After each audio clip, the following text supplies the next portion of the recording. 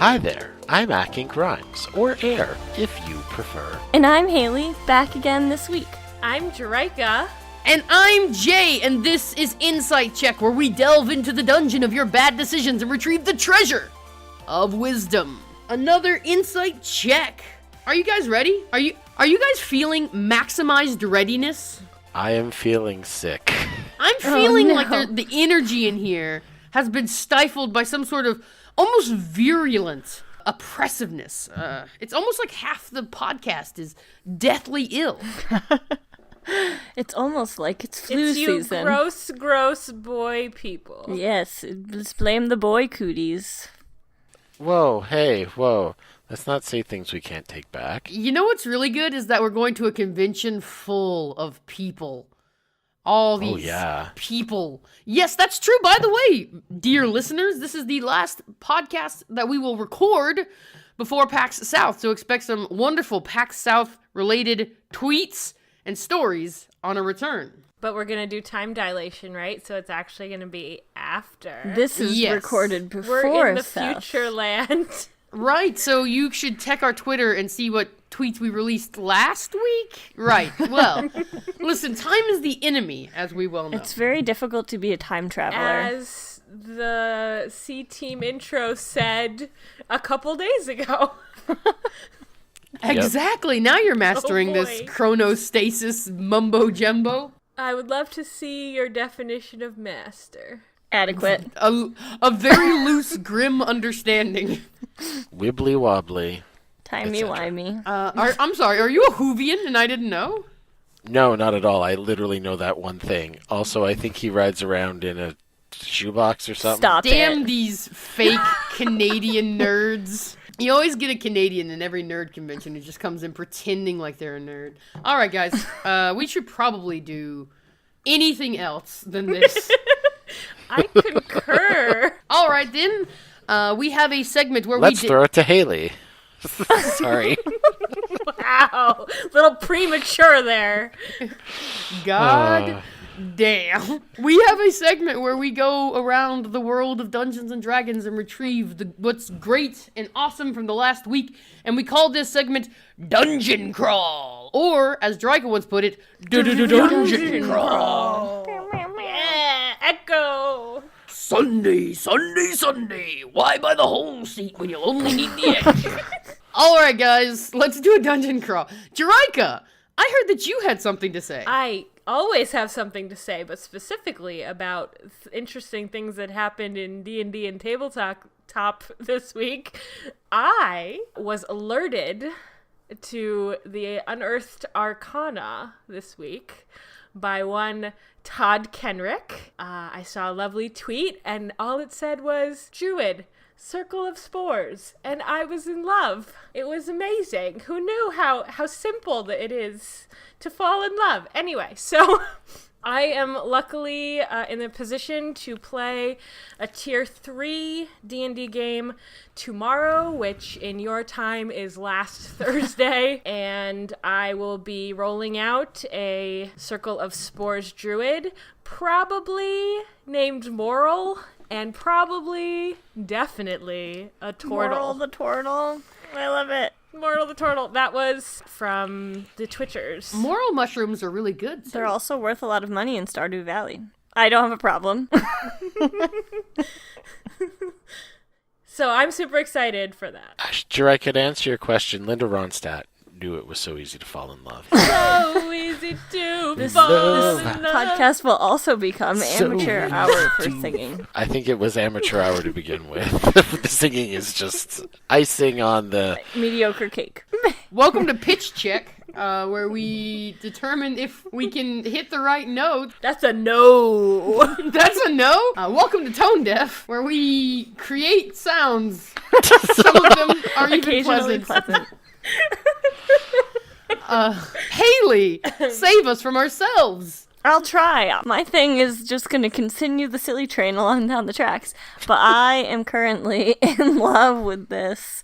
One of my friends who has not come around to not thinking that playing Dungeons and Dragons is silly. I'm working on that. Texted me today and said, "Is this what you do?" And texted me the URL, who the fuck is my dndcharacter.com. And I have been reloading the page over and over again to generate different character ideas.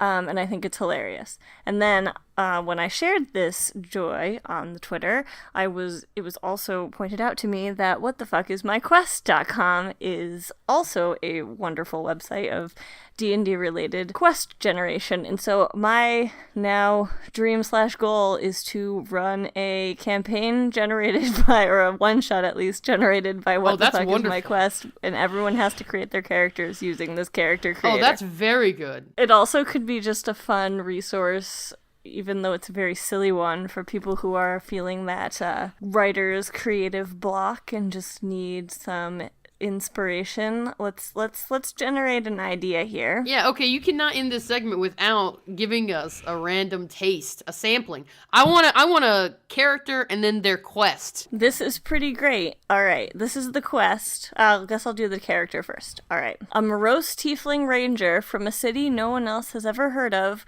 who started a rebellion in the northern mountains, is my character.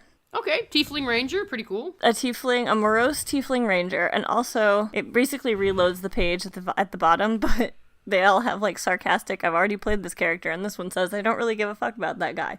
Anyway, his quest. Dear Sir or Madam, take an airship to the River of Madness. Explain your quest to the quizzical Minotaur, then say the magic word to activate the tiny leather jerkin that is always soaking wet. Only then can you bring peace to the two kingdoms. Well, I mean, nothing needs edited or changed at all. That's perfect. There you go. Perfect adventure. Absolutely. It's got a beginning, middle, and end.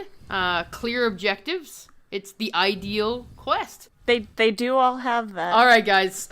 Sometimes on this show, we answer questions. Very rarely lately. And this is one of those times. This is from RD&D. You Elder Treebeard asks, "Hello, everybody. So I'm a relatively new DM, but I've been playing for years. I am currently DMing for a group of friends, all of who are new players. Currently, they are all level 3, and they are about to go and try and deal with a young green dragon. How should I roleplay this dragon so there isn't a TPK?" So this is kind of some DM roleplay advice. Maybe for you guys a little unusual because, you know, you're typically on the player side. But you guys have all DM'd now. Every single one of you has DM'd. So tell me how you would approach this scenario. First, Jay, you tell me what the CR rating for a young green dragon is. The CR for a young green dragon is 8. So pretty high for a level 3 party. Oh, boy. I.e. exactly what Jay would throw at us at 3rd level. It depends on what magic items you had.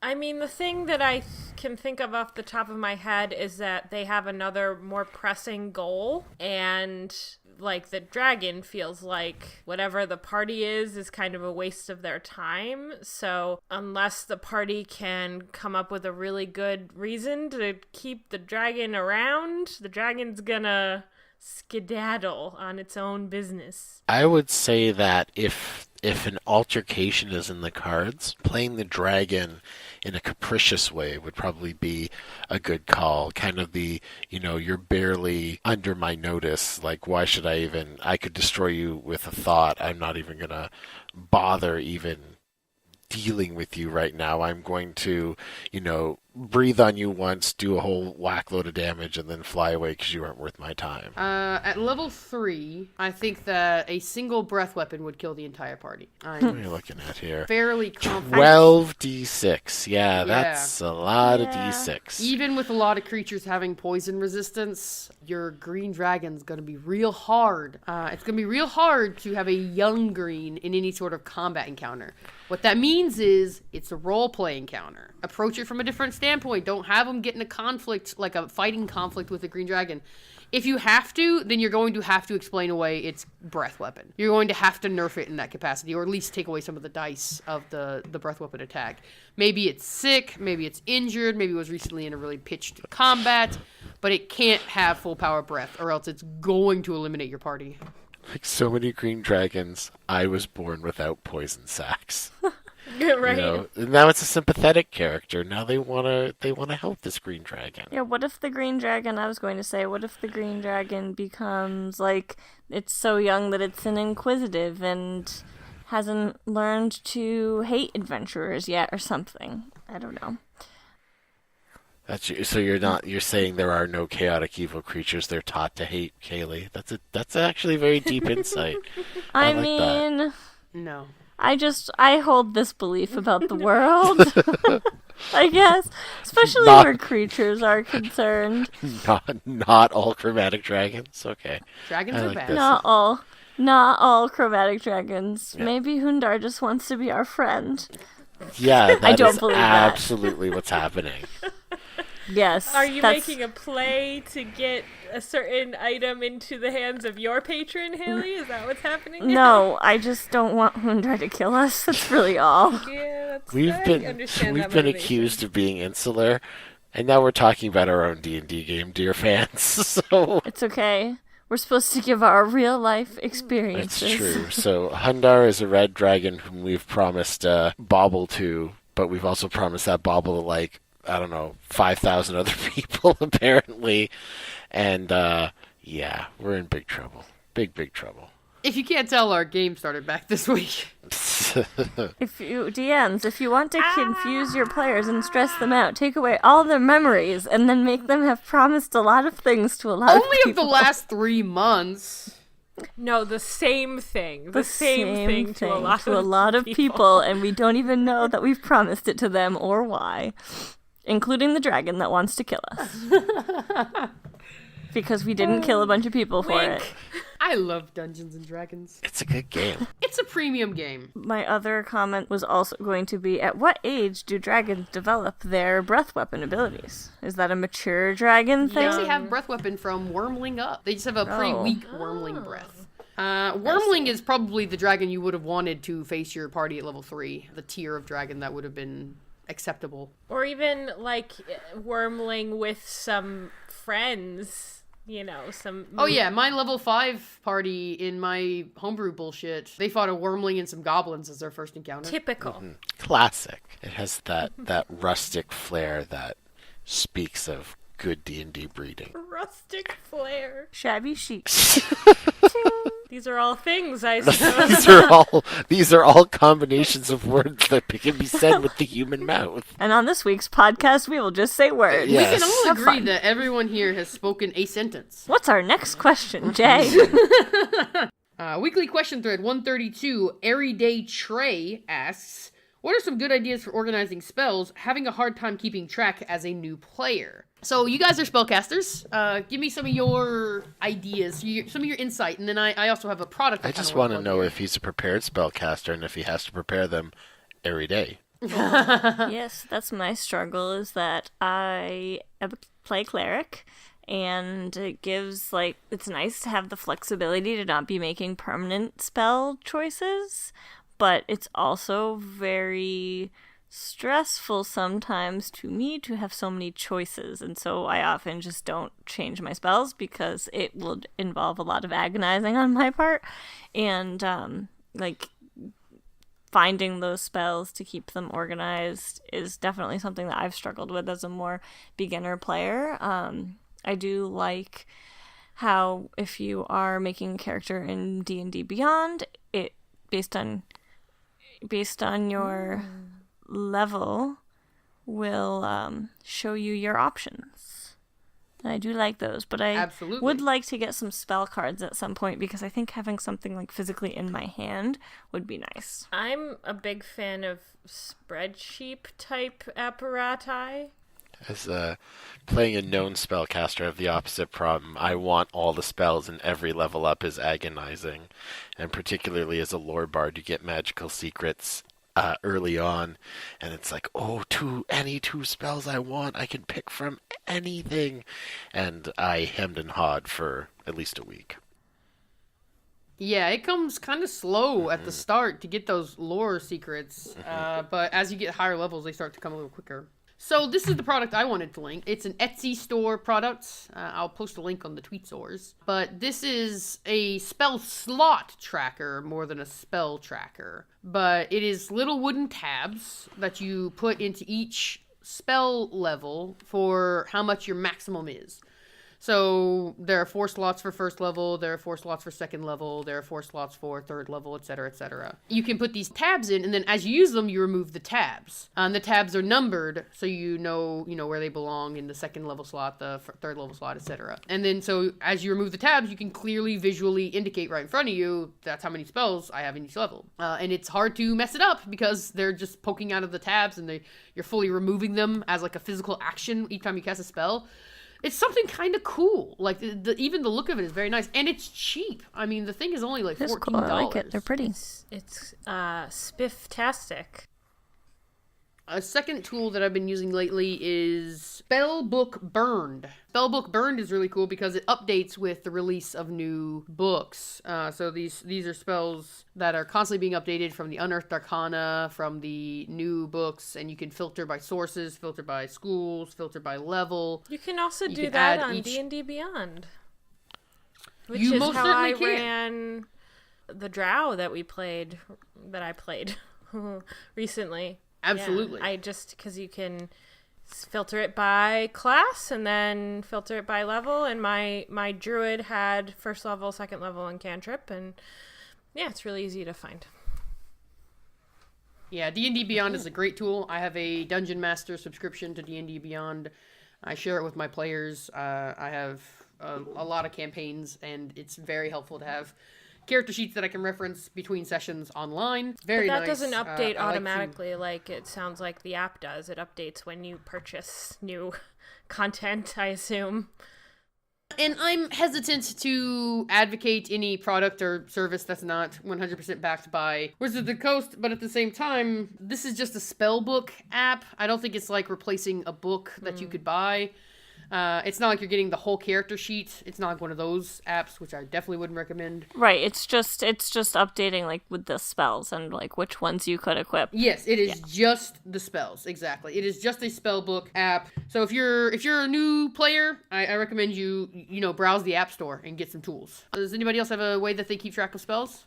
I was going to say the only other thing that I do is I do use when we play in Roll20, I do use like the tracker in the spell sheet there, and I kind of like subtract 1 each time I'm using a spell so that I remember how many spell slots I have left.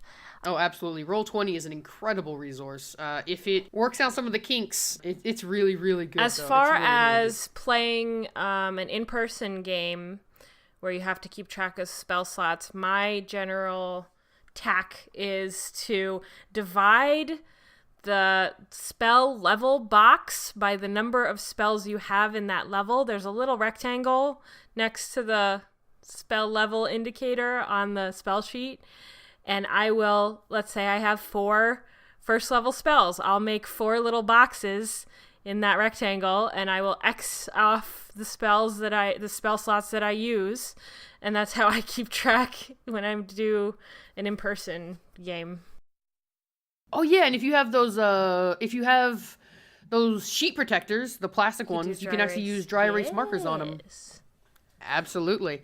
That's a great trick that I always use when I'm in person. I use my dry erase markers on top of my character sheet so I can adjust the hit points and the spells HPs on the fly. and other things you could use that for. Rages.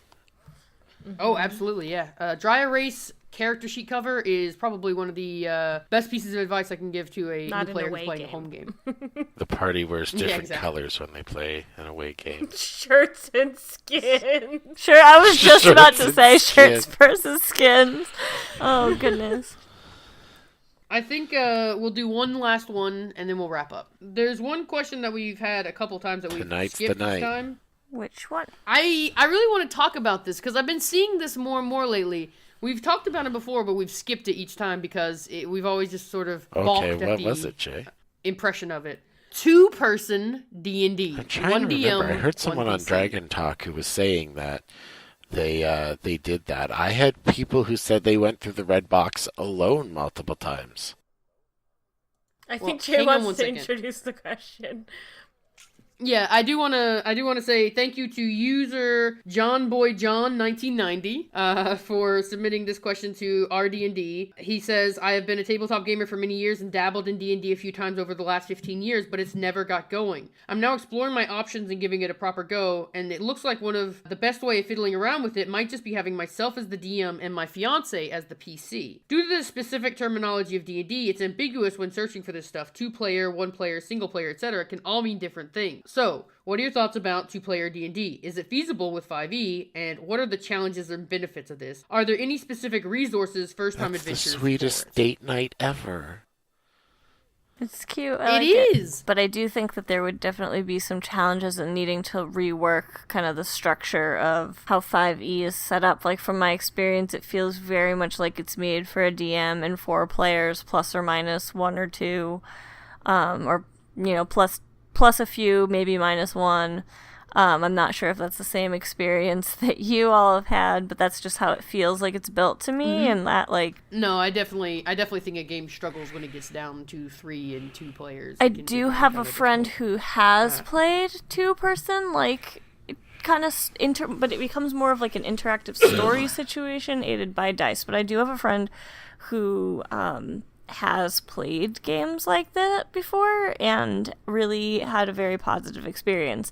So I think that it can be done. I think you just need to like go about it in maybe a different way and setup than a traditional game. Absolutely. Yeah, the main difference is going to be in the prep. It's going to be how you prep the game, really. And maybe you end up having like more NPCs who help with things so that your one player doesn't have to fight things on their own.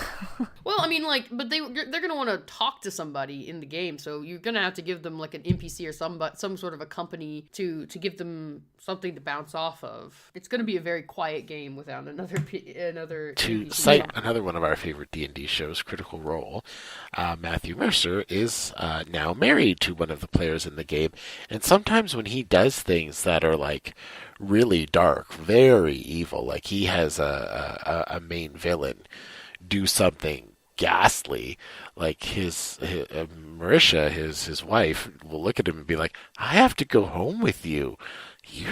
You're dark. I think that's somewhat buffered by the fact that she knows he's performing for the rest of their friends at the table. I wonder if you could do something like that alone with your significant other and then be like, okay. You're talking about a lighter game for sure, I think. Maybe the stakes are a little lower. What would the advantages be? I can see a lot of disadvantages for playing a one-on-one game. What are some of the advantages? Well, first of all, you're talking about a very intimate D&D dial it back, dial the sleaze back just a little bit. Just staring into each other's eyes, rolling checks, but not even looking at the dice. Just looking at the person you love. This is me backing it up. Is somebody booping? I was backing it up, yeah. I was taking it in reverse. That's a great place to go, just not forward. In all seriousness, I have actually run a Tell me one-on-one more. game before. Tell me about the advantages of that situation.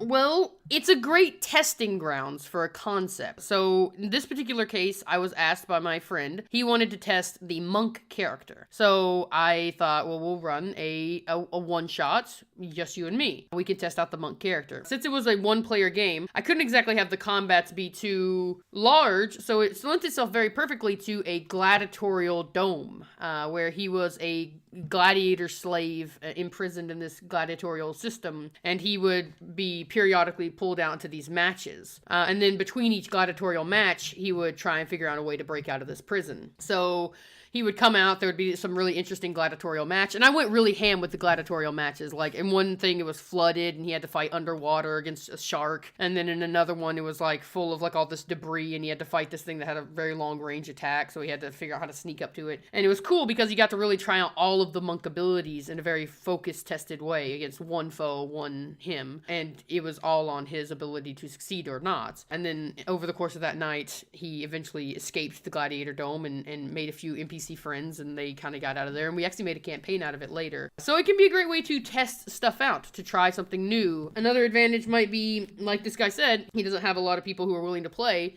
just him and his fiance. So he wants to play D&D, and he has one really good close person who's reliable. So I guess it's a great system for them. Some D&D is better than no D&D in my experience. Yeah, I would say it is sometimes hard to convince your like close friends or people to try this. Like there's a level of comfort that you have to have with people too to be willing to like dive into something like D&D, and so finding the people that you're comfortable with to do this might be a smaller group, and so you might just have to come up with some different adventure types like Jay's example to suit that better. I do think that some of like the positive things can be like maybe in a smaller group you would like explore different character dynamics that you wouldn't in a larger group where you might feel like you're taking time away from the other people or and the degree of safety right. you would feel to explore strange character types with your fiance versus like with a group of people.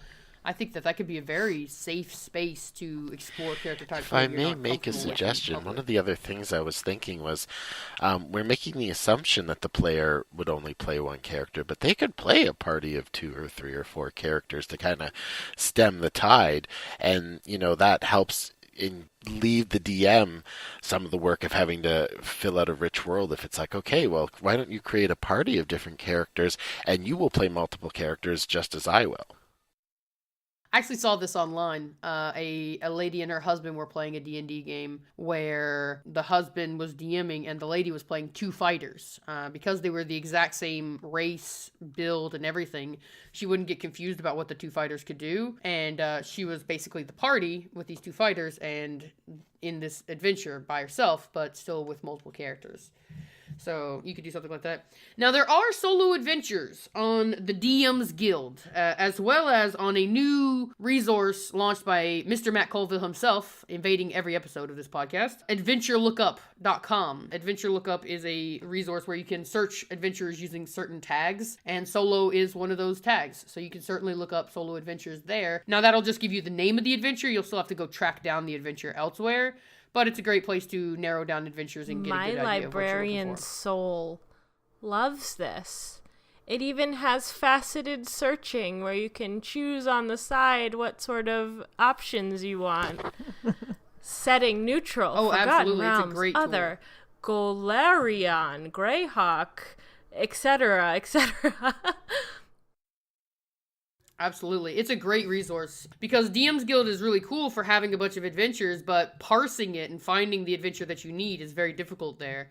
And I think that the two work very well in conjunction with each other. I can select what kind of monster I want featured. That's awesome.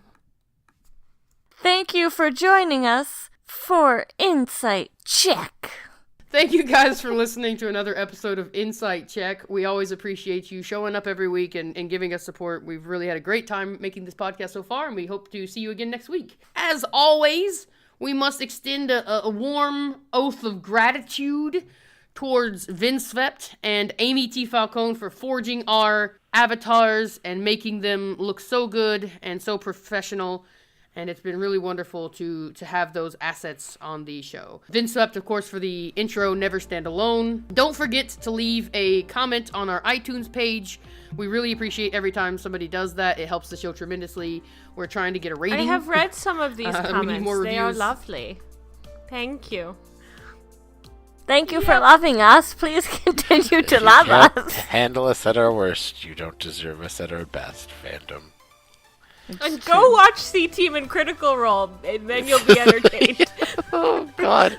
We're all sick, and it's rough. Answering your cues from our collective A's. This was Insight Check.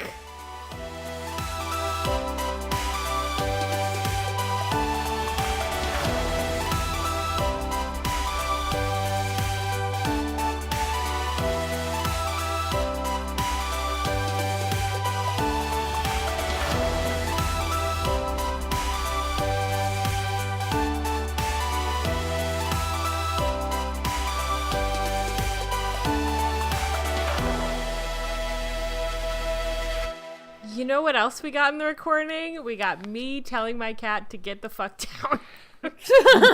Cat. Oh my god, my cat drove me insane last night. But this is not cat talk. Although that Welcome could to be our Cat next Talk. podcast project. Cat fancy.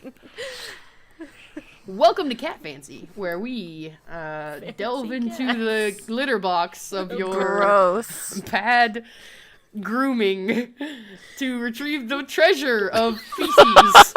Haley will just meow the whole time. My cousin calls cleaning the litter box. I'm the poop smith, and I have come to steal your poops. I love it.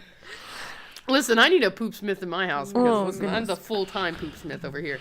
All right, guys. Oh, I really misread the directionality there. Okay.